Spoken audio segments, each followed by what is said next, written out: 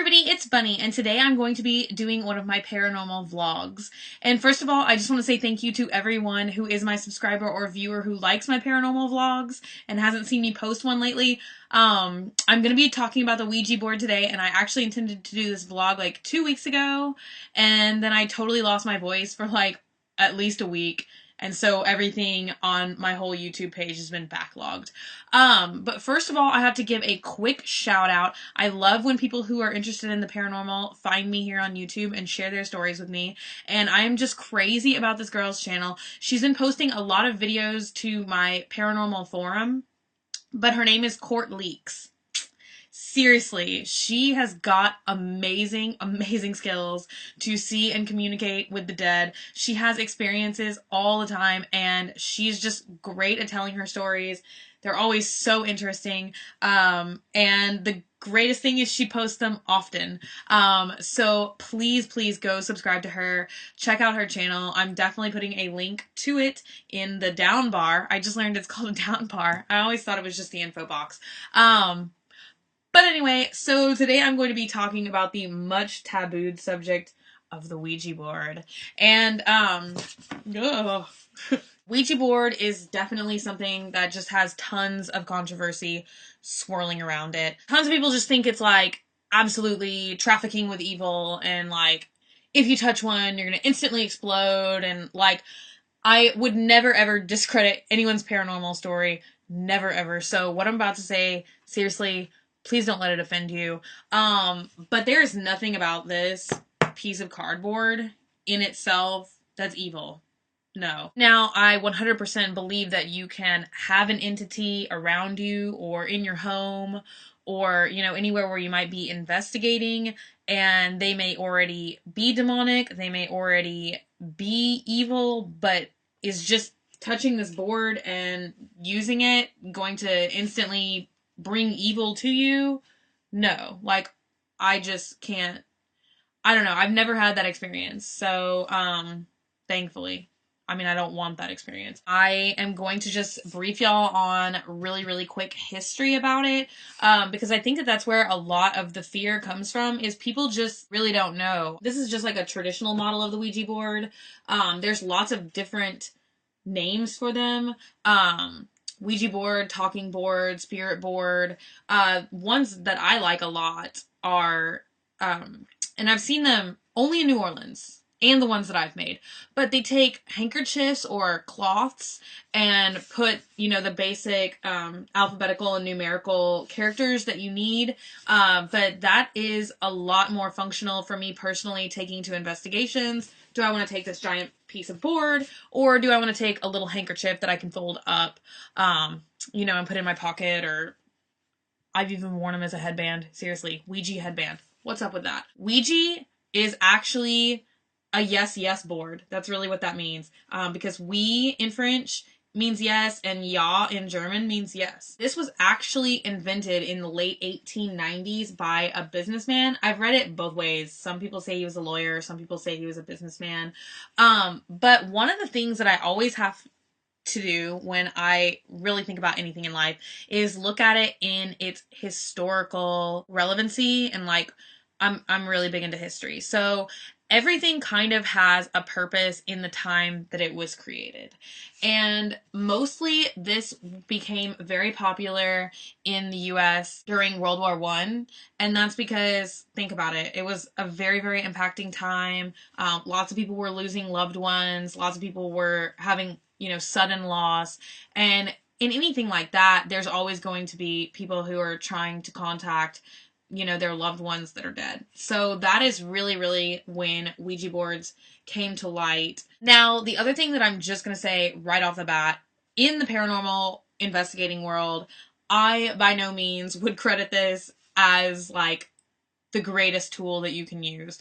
I'm much more into EVPs personally, and I'm much more into things that I can play back and review over and over again. There's also a great deal of possibility, and it's been scientifically tested, that everything that happens on a Ouija board could be caused by the ideomotor effect. I always say that wrong.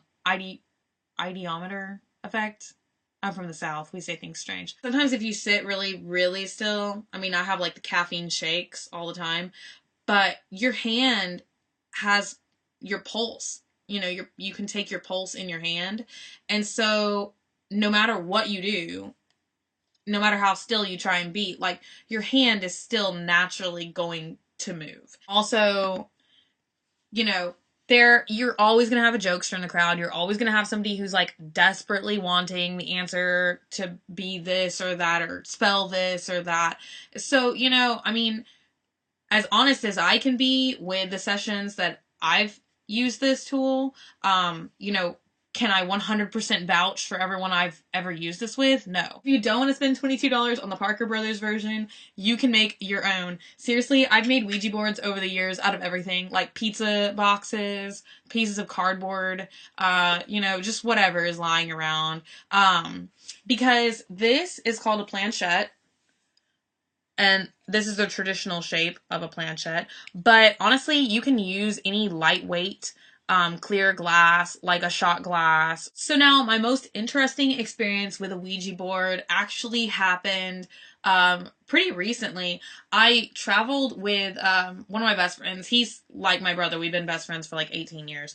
But he's from Louisiana, and I went to Louisiana with him. I was hanging out with his cousins. We were actually staying at their house, and as soon as I walked into this house, like I just had that feeling. I was like, okay, this is like something's going on here, you know, but I just didn't want to be rude and like walk in the door and have like a Haley Joel Osment moment and be like, there's dead people in your home. But it was so strange because I guess Chris had told them that I'm really into the paranormal. His cousin actually approached me and is like, hey, like, you know, I used to really get weird vibes in my house and stuff would happen, and she supposedly had this friend who came over who was kind of like psychic or whatever, and she came in the house and utterly freaked out, said she'd never come back. She said she had a Ouija board, and she asked me if I would be up for doing a session, and I said yes. I said, you know, because my big rule, and this is on any investigation, like I tolerate zero like joking around. Like I'm like, if we're gonna do it, we're gonna do it for real. We're gonna sit down, we're gonna ask honest questions, we're gonna ask compelling questions, we're not gonna ask like silly questions. We were just asking basic questions like, are you from this area where we were in Louisiana? So strange because it was spelling things, and I really think that this was an honest experience that I had, because I sure as hell no, I wasn't moving the board, and she honestly wanted some answers. So I really don't think that she was joking around either. The weird thing is it started spelling things out, but we were like, what is this? Like, we could not understand. It was just like a bunch of letters, and I was like, what does this mean? And so my brother went to go get paper, and he started writing it down, and we figured out that it was spelling things backwards. But it was spelling like Baton Rouge backwards. It was spelling like Louisiana backwards. Now the only thing that freaked me out a little bit was we asked, how old are you? And the one sign that I can say for you to tell if something would be demonic is if you ask how old it is and it says 0, and that's because it's never been alive. Like, it's never had a soul. That kind of made me nervous. But what was happening is it eventually spelled 10 backwards, like 01. And then I was like, okay, that's good. Like, I had to ask that question like 3 times because I was like, how old are you? Like, and I was like, please don't go to 0 again. We basically came to find out that he had somehow been affected by World War II. We think like his father, I don't know. We kind of got the impression that his father had been a victim and yet he passed at the same time. So there was some anger there, but it was like an unresolved issue. And so we think that that's kind of why the spirit was lingering. But once again, I mean, I personally do not do Ouija board sessions unless someone asks me to do it with them because they legitimately have like a question or concern. So anybody out there who legitimately thinks that they are having paranormal experiences, please don't start with a Ouija board. Don't take anything you get off of it, you know, as like gospel truth, because once again, when you buy it in the box, it's called a game. Like, it's not called, like, scientific proof of the afterlife. I know investigators that won't come within, like, 100 feet of them. They're like, no Ouija board. Like, I have people who investigate with me and they specifically tell me to not bring a Ouija board. Here are just some quick how-tos and tips on how to use the Ouija board.